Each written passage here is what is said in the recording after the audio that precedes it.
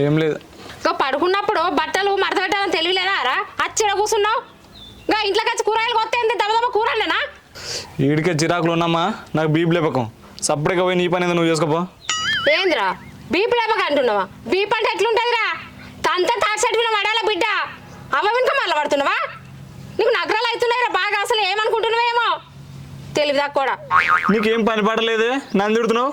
ఇక బాబులేడేమో నా ఎంబడి పడుతున్నావు. ఇక ఇంటి కూడా ఏదో వాళ్ళు ఉన్నానా? నీకు బాగా బలిసిందిరా. బలిసి తల్లాడుతున్నావు కానీ పొద్దుగా లేస్తే ఒక పని చేయవు పాడేయవు. తిట్టపోతే ముద్దు పెట్టుకున్నారా?